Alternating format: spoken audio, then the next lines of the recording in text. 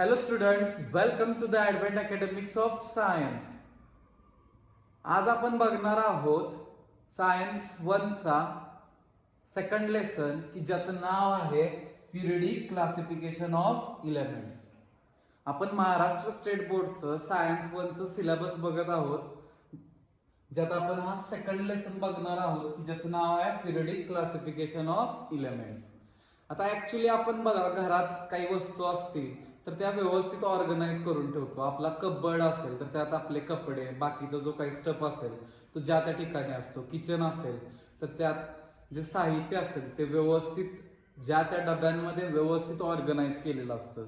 Even तुम्ही एखाद्या shopping मॉलमध्ये गेलात, जसं की डीमार्ट वगैरे कुठल्याही शॉपिंग मॉलमध्ये जर गेलात तर तिथे स्टफ जो आहे तो एक स्पेसिफिक मॅनरमध्ये अरेंज केलेला असतो.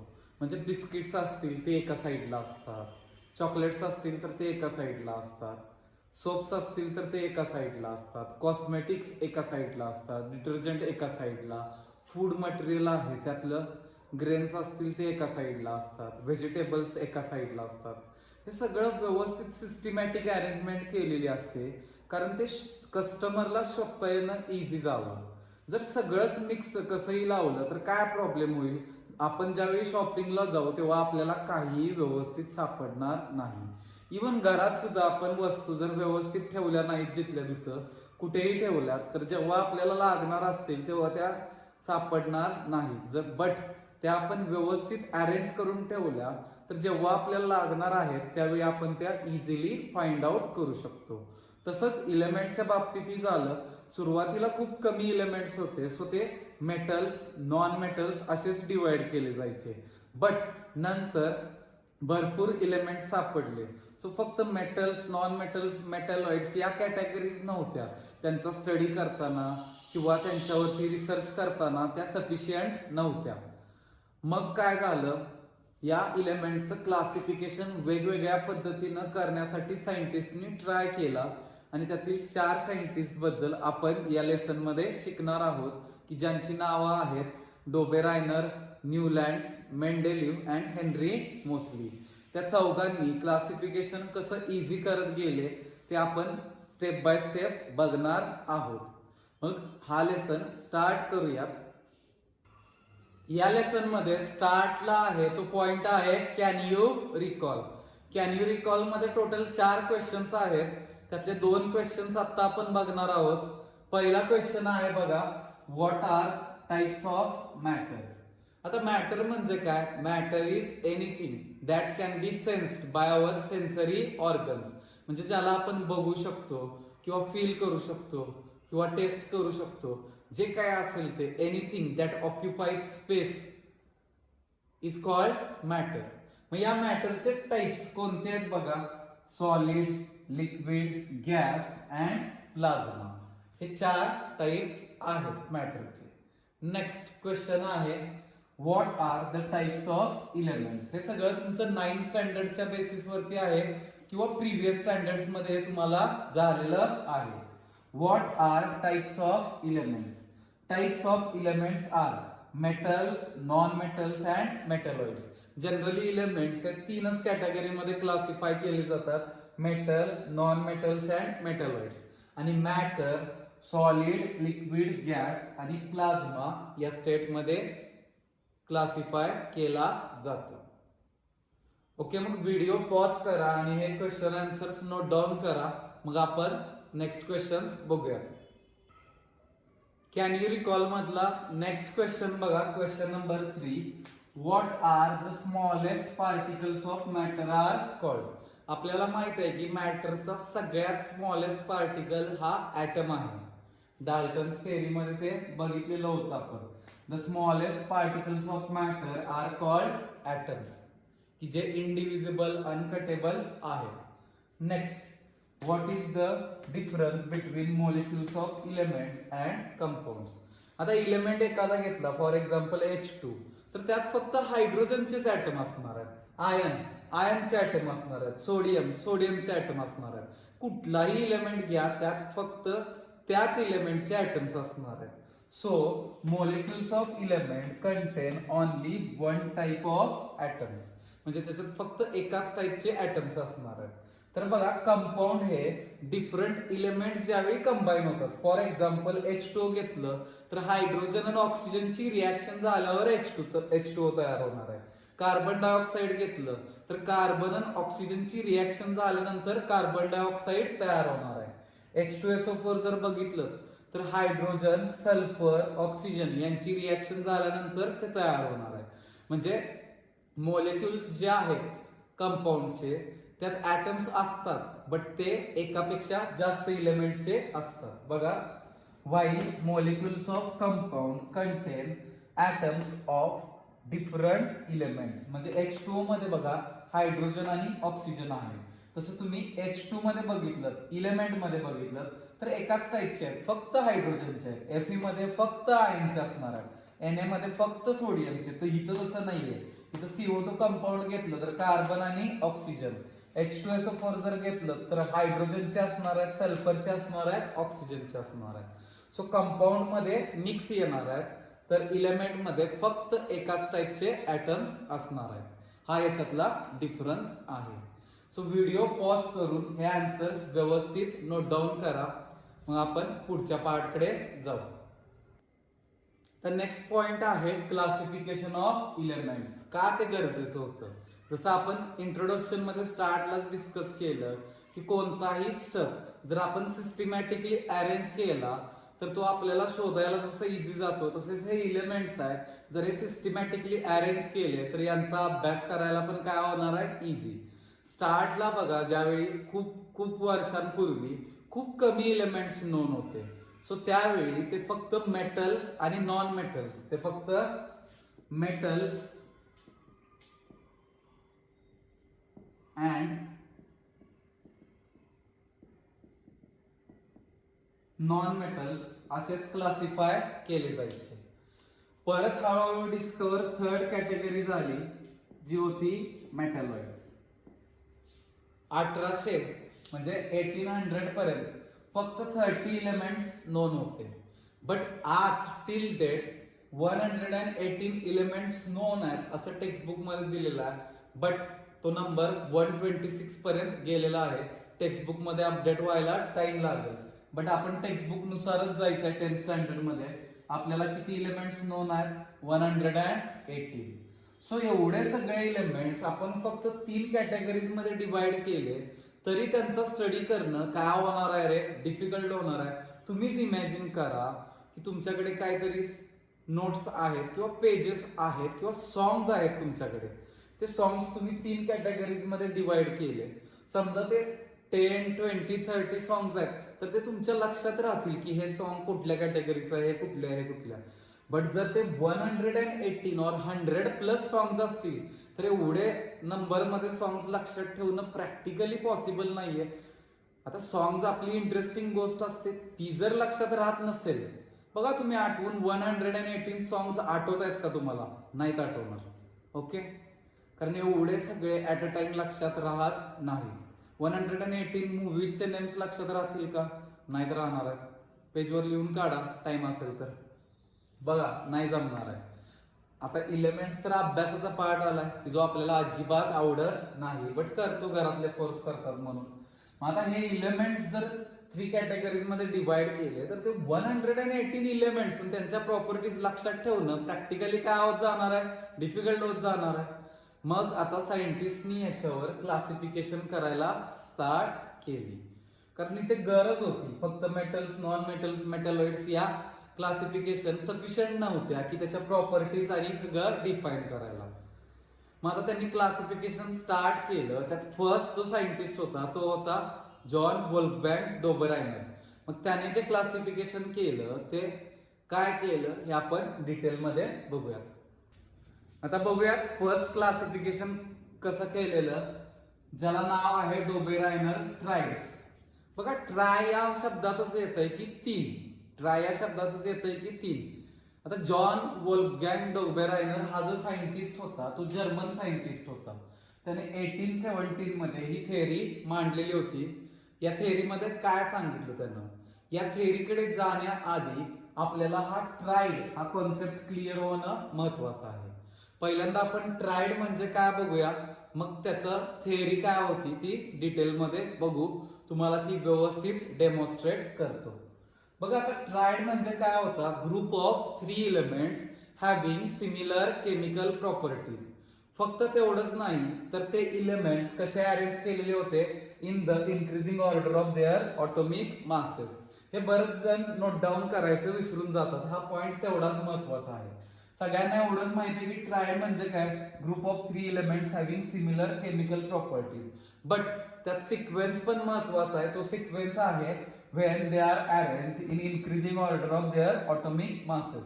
म्हणजे कोणतेही 3 एलिमेंट्स घेतले आणि त्यांच्या प्रॉपर्टीज सेम आहेत तर तो ट्रायड होईल. बट त्यात अजून एक कंडिशन येते की त्यांचे ऑटोमिक मासेस इन्क्रीजिंग ऑर्डर मध्ये पाहिजेत, तरच तो डोबेरायनर ट्रायड्स मध्ये ऍड होतो. सो डोबेरायनर ट्रायड म्हणजे काय, 2 कंडिशन्स आहेत लक्षात ठेवा. First, group of 3 elements having similar chemical properties, and second, they are arranged in increasing order of their atomic masses. म्हणजे जेव्हा इलेमेंट सिमिलर केमिकल प्रॉपर्टीज वाले 3 एकत्र ठेवतोय ते पण कसे, त्यांच्या increasing order of atomic masses मध्ये, तर आपण त्याला काय म्हणतो, ट्रायड किंवा डोबेरायनर्स ट्रायड. मग आता डोबेरायनरने काय सांगितलं, तर त्याने सांगितलं when elements are arranged in their increasing order, when elements are arranged in their increasing order in the groups of 3 called triads having similar chemical properties. In that triad the atomic mass of the middle element was approximately mean or average of atomic masses of other 2 elements. म्हणजे आपण कोणताही triad घेतला, triad म्हणजे काय की ज्याच्यात 3 elements आहेत ज्यांच्या केमिकल प्रॉपर्टीज सेम आहेत आणि ते पण कसे आहेत, इन्क्रीजिंग ऑर्डर मध्ये आहेत. तर त्यातला मधला जो एलिमेंट आहे त्याचं जे ऑटोमिक मास आहे ते रिमेनिंग 2 एलिमेंट्सच्या ऑटोमिक मासचं ॲव्हरेज ऑर मीन असतं.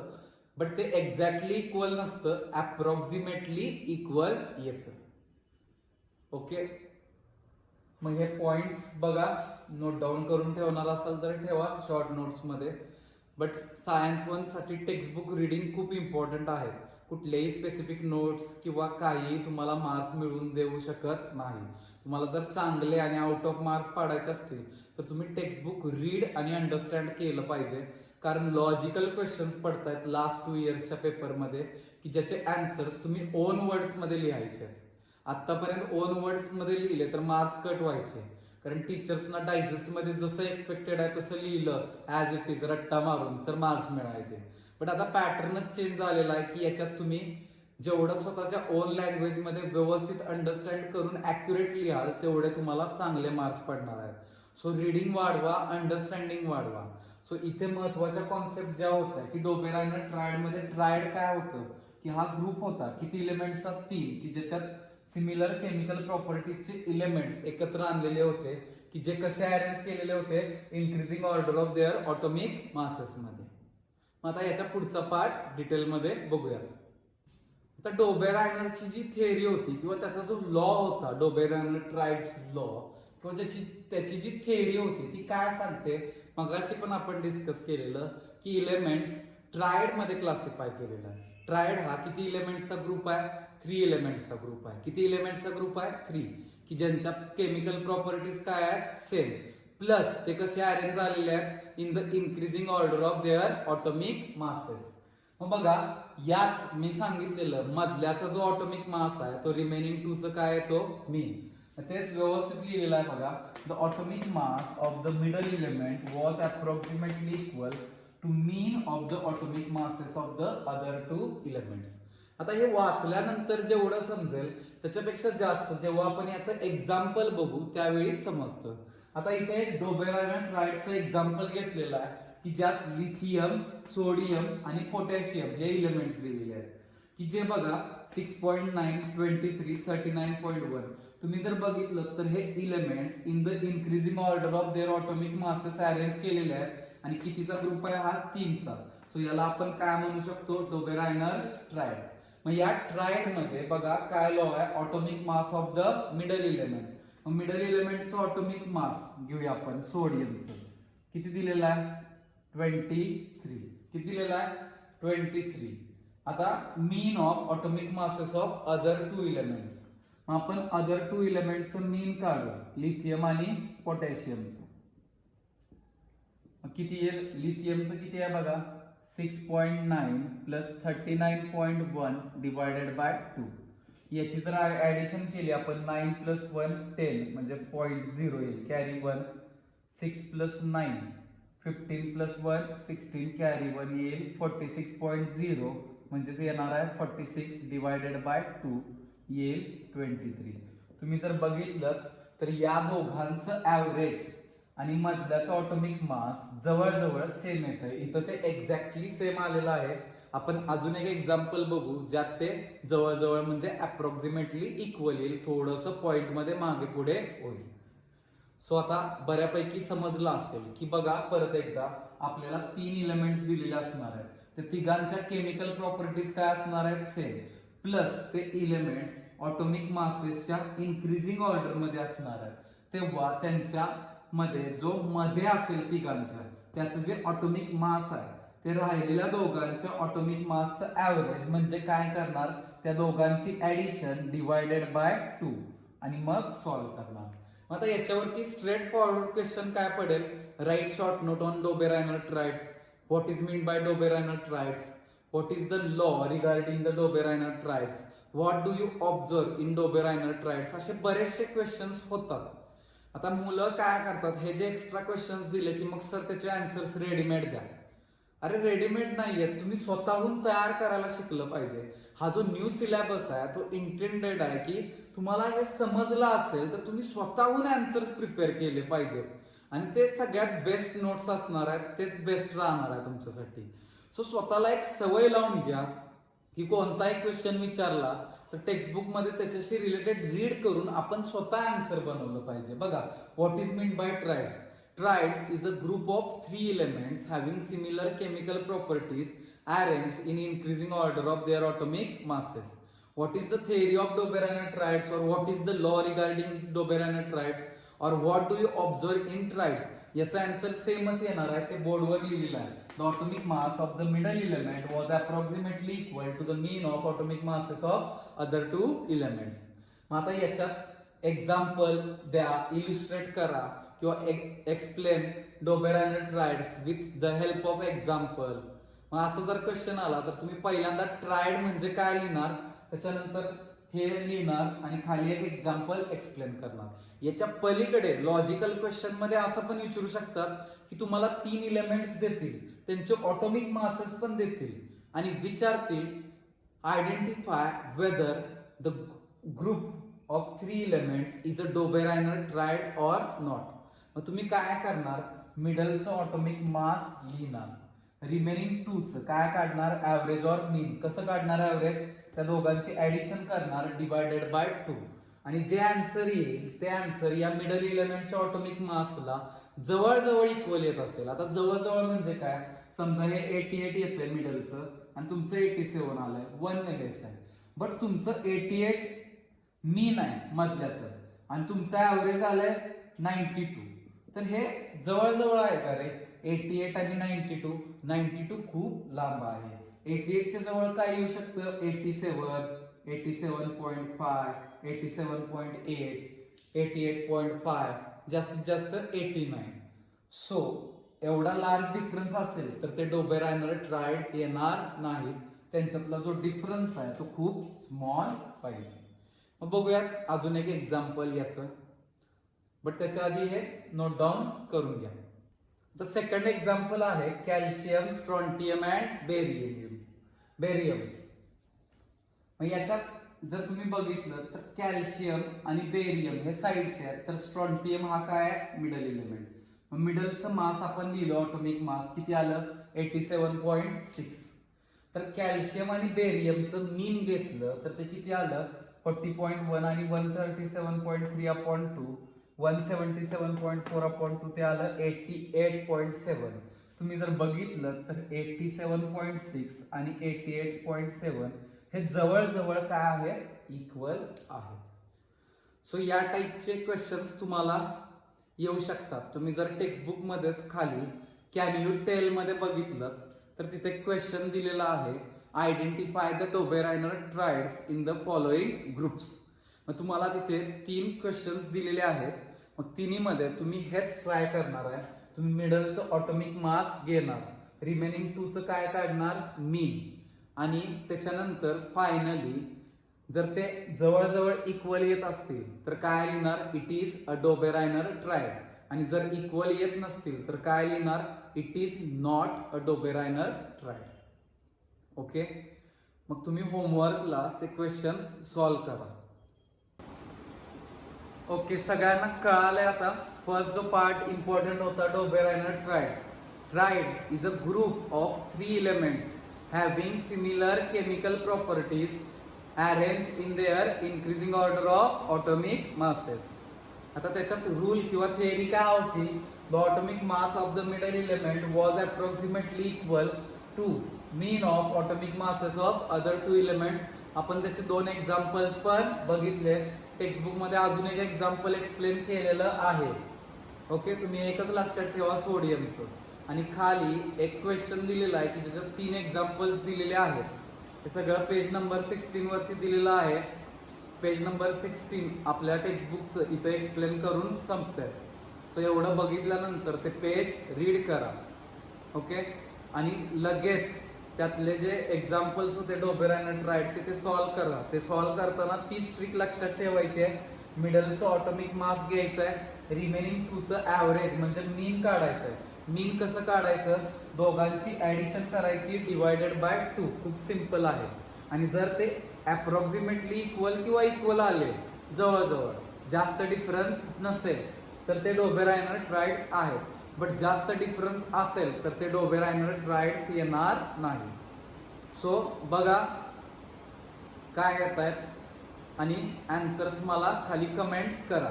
ओके, मग आता नेक्स्ट पार्ट बघूया, न्यूलँड्स ऑक्टेव्स. आता आपण बघितलं की डोबेरायनरनं ट्रायड्स जे क्लासिफाय केलेले होते ते on the basis of atomic masses होते. कितीचे ग्रुप केलेले, 3-3चे ग्रुप केलेले की ज्यांच्या केमिकल प्रॉपर्टीज काय आहेत, सेम.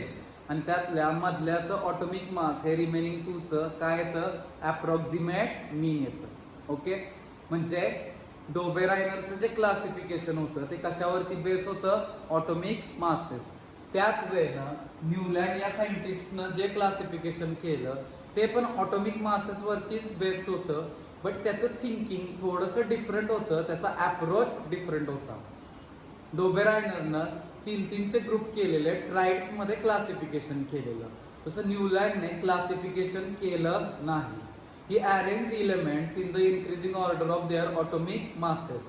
म्हणजे त्याने increasing order of atomic masses घेतली बट 3-3चे ग्रुप केले नाहीत. तर त्याने त्यांचा स्टडी केला, तो डिफरंट वेने केला. जेव्हा त्याने एलिमेंट्स क्लासिफाय करायला स्टार्ट केले त्यावेळी तो हायड्रोजन पासून स्टार्ट झाला आणि थोरियम पर्यंत एंड झाला. म्हणजे त्यावेळी 56 एलिमेंट्स नोन होते. त्याने ते एलिमेंट्स व्यवस्थित स्टडी केले आणि स्टडी केल्यानंतर त्याला काय सापडलं की ज्याला आपण न्यूलँड्स लॉ म्हणतो, तो लॉ हा आहे, every 8 element had properties similar to that of the first. म्हणजे प्रत्येक 8व्या एलिमेंटच्या प्रॉपर्टीज या फर्स्टशी सिमिलर आहेत. एव्हरी 8 याचं मिनिंग असं नाही की 8 टू फर्स्ट. आता तुमच्यासाठी मी इथं टेबल लिहिलेलं आहे बघा. आता फ्ल्युरिन हा 8 एलिमेंट आहे, बट कोणाचा, हायड्रोजनचा. बघा 1 2 3 4 5 6 7 8. मग फ्ल्युरिनच्या प्रॉपर्टीज याच्यासाठी हायड्रोजनची सिमिलर असणार आहे. जर सोडियम बघितलं तर बघा, लिथियमला 1 म्हटलं तर 1 2 3 4 5 6 7 8 हा 8 एलिमेंट आहे. कोणाचा, लिथियमचा. मग बेरिलियमचा 8 कोण येणार, मॅग्नेशियम.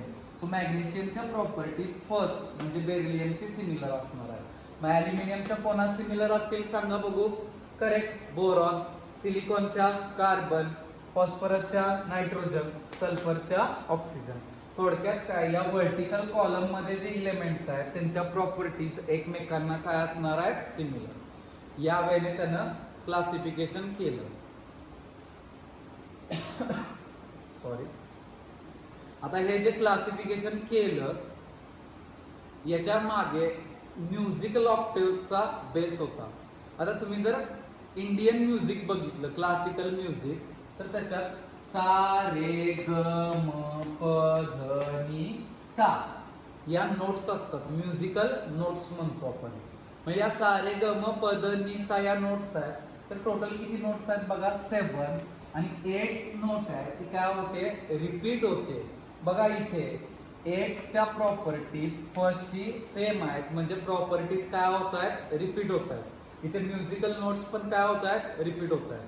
आता तुम्ही म्हणाल हे डो रे मी फा सो ला ती काय लिहिलेलं आहे, तर या वेस्टर्न म्युझिकल नोट्स आहेत. या नोट्स जर बघितल्या, म्युझिकल नोट्स भले त्या इंडियन असो किंवा वेस्टर्न असो, त्या एव्हरी 8 नोट्सची काय येत आहेत, सिमिलर येत आहेत. इथे पण प्रॉपर्टीज एव्हरी 8ची काय येत होत्या, सिमिलर. या नोट्सना ऑक्टेव्स म्हटलं जातं. सो न्यूलँडने याला काय नेम दिलं, ऑक्टेव्स. या म्युझिकल ऑक्टेव्स आहेत आणि हे न्यूलँड्स ऑक्टेव्स. सो ऑक्टेव्स हे नेम याच्यावरून आलं. सो न्यूलँड्स लॉला लॉ ऑफ ऑक्टेव्स असं सुद्धा म्हटलं जातं, कारण हे म्युझिकशी सिमिलर येते. कसं सिमिलर येते, म्युझिक. बघा सा रे ग म प ध नी सा हे सगळ्यांना फॅमिलियर आहे. म्हणजे इथं 8 नोट फर्स्टला काय येते, सिमिलर. लॉ पण काय सांगतोय, every 8 element had similar properties to that of the first. म्हणजे फ्लोरीनच्या हायड्रोजनशी, सोडियमच्या लिथियमशी काय येणार आहेत, सिमिलर. सो या लॉला लॉ ऑफ ऑक्टेव्स म्हणतात किंवा न्यूलँड्स लॉ म्हणतात. इथे त्याने हायड्रोजन टू थोरियम टोटल किती इलेमेंट्स क्लासिफाय केले, 56 इलेमेंट्स क्लासिफाय केले. सो हे होतं न्यूलँड्स ऑक्टेव्हशी रिलेटेड. बघा आतापर्यंत आपण बघितलं डोबेरायनर ट्राइड्स काय होते आणि न्यूलँड्स ऑक्टेव्स काय होते. न्यूलँड्स ऑक्टेव्स समजलेला आहे. बघा त्याने इलेमेंट्स क्लासिफाय केले on the basis of their atomic masses. He arranged elements in the increasing order of their atomic masses. While classifying, he arranged elements from hydrogen to thorium. How many elements he had classified? 56 elements.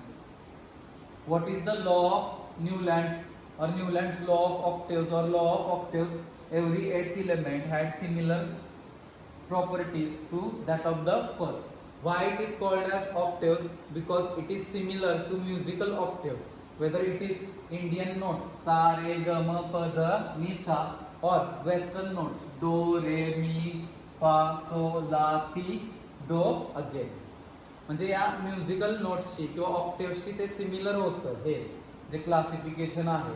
So याला Newlands octaves किंवा law of octaves असं म्हटलं जातं. मग आता याचे drawbacks राहतात ते बघूयात. तर न्यूलँडनं जरी हे इलेमेंट्स क्लासिफाय केलेले असले तरी या क्लासिफिकेशनमध्ये लिमिटेशन्स खूप जास्त होते. आता लिमिटेशन्स काय होते, तर पहिलं कॅल्शियमशी रिलेटेड आहे. बघा तुम्ही जर बघितलं तर टोटल 56 इलेमेंट्स आहेत, बट कॅल्शियम हा 17th इलेमेंट आहे. कॅल्शियम नंतरचे जे इलेमेंट्स होते ते हा लॉ फॉलो करत नव्हते. लॉ फॉलो करत नव्हते म्हणजे काय, बघा इथे फ्लोरीनच्या सिमिलर कोणाचे आहेत, हायड्रोजन, सोडियमच्या लिथियम, मॅग्नेशियमच्या बेरिलियम अँड सो ऑन.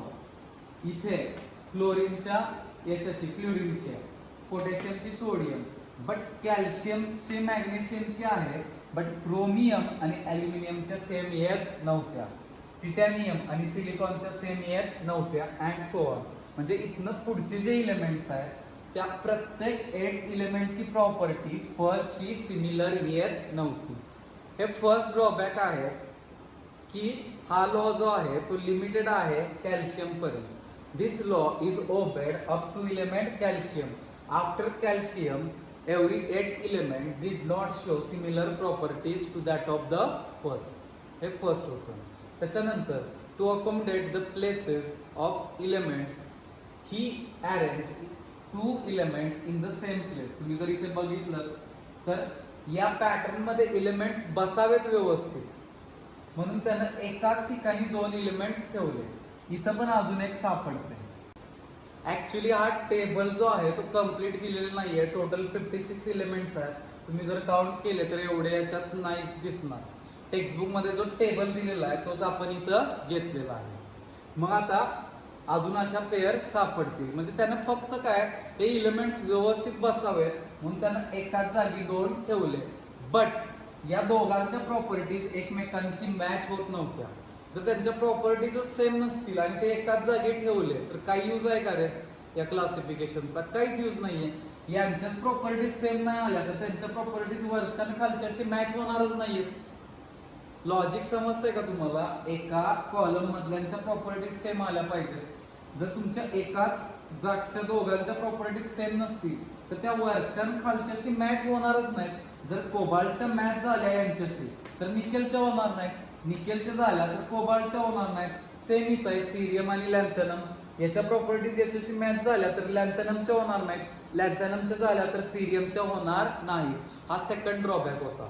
बघा फर्स्ट ड्रॉबॅक बघितला की कॅल्शियम पर्यंत सक्सेसफुल क्लासिफिकेशन झालेलं होतं, त्याच्यानंतर क्लासिफिकेशन सक्सेसफुल झालेलं नव्हतं. सेकंड ड्रॉबॅक होता की सगळे इलेमेंट्स व्यवस्थित फिट बसण्यासाठी त्यांना एकाच ठिकाणी 2-2 इलेमेंट्स ठेवले. ओके, बट याच्यात पण त्यांच्या प्रॉपर्टीज डिफरंट होत्या.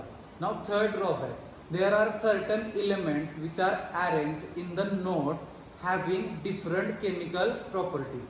म्हणजे असे इलेमेंट्स होते की जे एकाच नोटमध्ये ठेवले बट त्याच्या प्रॉपर्टीज इतर इलेमेंट्स त्याच नोटमधल्यांशी सेम येत नव्हत्या.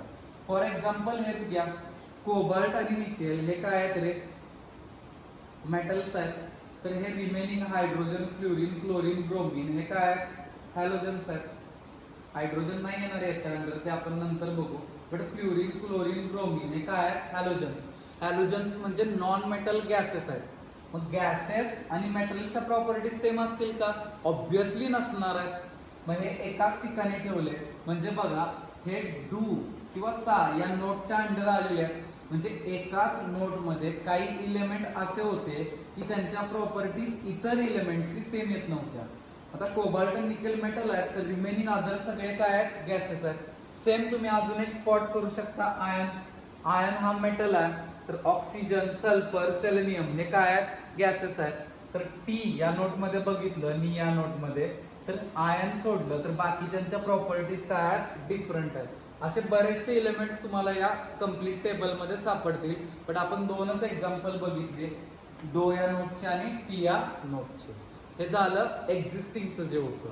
आता याच्यानंतर पण काही इलेमेंट्स न्यूली डिस्कवर झाले बट हे न्यूली डिस्कवर झालेले इलेमेंट्स याच्यात ऍड करता आले नाहीत. Means there is no facility or no provision to accommodate newly discovered elements.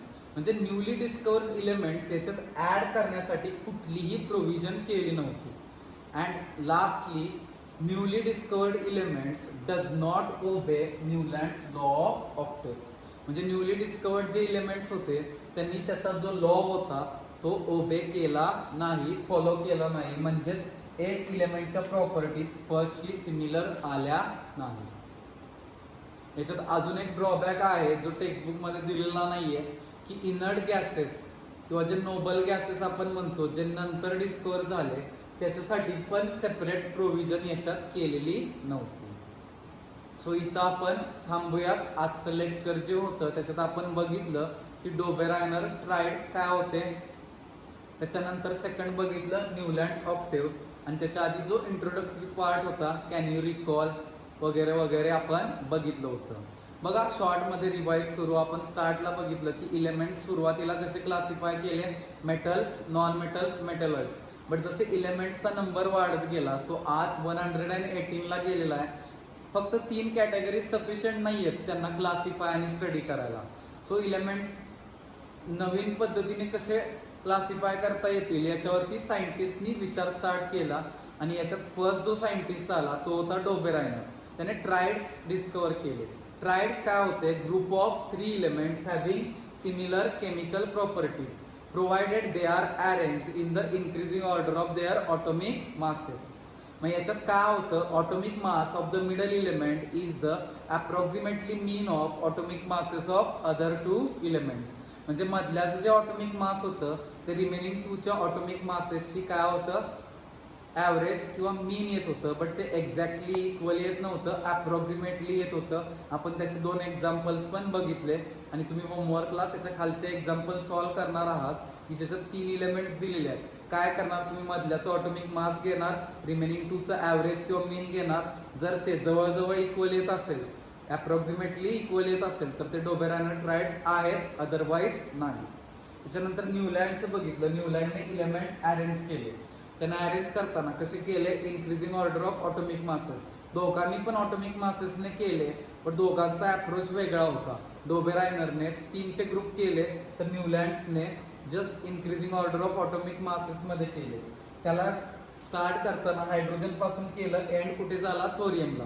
किती इलेमेंट्स त्याने डिस्कवर केले, 56 इलेमेंट्स. त्यात प्रॉपर्टी काय सापडली, every 8th element had property similar to that of the first. आणि हे कशा सिमिलर होतं, म्युझिकल नोट्स. भले त्या इंडियन क्लासिकल म्युझिक असेल किंवा वेस्टर्न म्युझिक असेल, तिच्या नोट्सशी ते सिमिलर होतं. सो याला न्यूलँड्स ऑक्टेव्स किंवा लॉ ऑफ ऑक्टेव्स म्हणतात. आता याचे ड्रॉबॅक्स किंवा लिमिटेशन्स काय होते की हे this law is obeyed up to calcium only. Up to calcium म्हणजे फक्त कॅल्शियम पर्यंत हा ओबे होत होता. इथून पुढचे इलेमेंट्स 8 इलेमेंट फर्स्टची प्रॉपर्टी सिमिलर नव्हत्या. Next, to fit in to existing pattern he accommodated 2 elements at the same place. म्हणजे फिट बसण्यासाठी, पॅटर्नमध्ये बसण्यासाठी त्याने काही ठिकाणी एकाच जागी 2 इलेमेंट्स ठेवले, जसं कोबाल्ट निकेल, सिरियम लॅन्थनम, आणि त्यांच्या प्रॉपर्टीज एकमेकांशी सेम नव्हत्या. म्हणजे इतर रूलच व्हायोलेट होत होता की प्रॉपर्टी सेम येत नाही. नेक्स्ट, थर्ड ड्रॉबॅक काय होतं, under some notes there observed some elements which had completely different properties to other elements in the same node. आता कोबाल्ट निकेल बघा, डू या नोटमध्ये हे मेटल्स आहेत, यांच्या प्रॉपर्टीज कम्प्लिटली डिफरंट आहेत. कोणापासून, अदर इलेमेंट्स की जे हायड्रोजन, फ्लोरीन, क्लोरीन, ब्रोमिन जे आहेत की जे हॅलोजन्स येतात.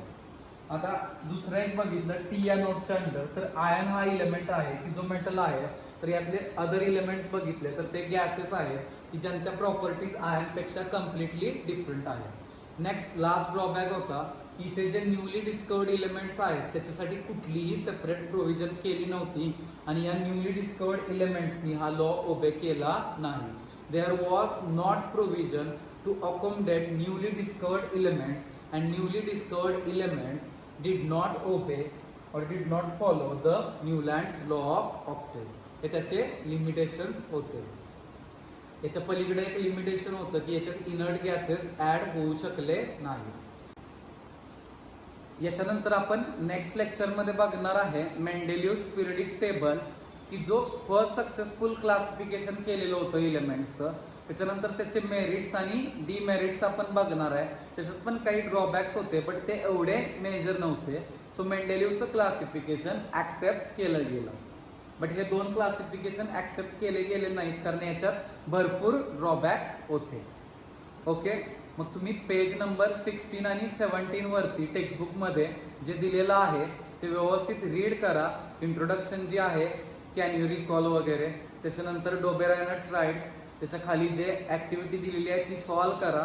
त्याच्यानंतर नेक्स्ट पेजवरती न्यूलँड्स ऑक्टेव्स, शेजारी डू यू नो वरती, डू यू नोमध्ये जे दिलेलं आहे ते याच्याशी रिलेटेडच दिलेलं आहे की म्युझिकल ऑक्टेव्ह जे आहेत, इंडियन असो की वेस्टर्न, ते दिलेलं आहे. ते व्यवस्थित रीड करा. त्याच्याशी रिलेटेड ड्रॉबॅक्स आहेत ते व्यवस्थित रीड करा. व्हिडिओ बघितल्यानंतर तुम्हाला हे अंडरस्टँड होईल. मग आपण नेक्स्ट पॉईंट जो आहे मेंडेलियस पिरियडिक टेबल तो नेक्स्ट लेक्चरमध्ये बघू. तोपर्यंत नमस्कार.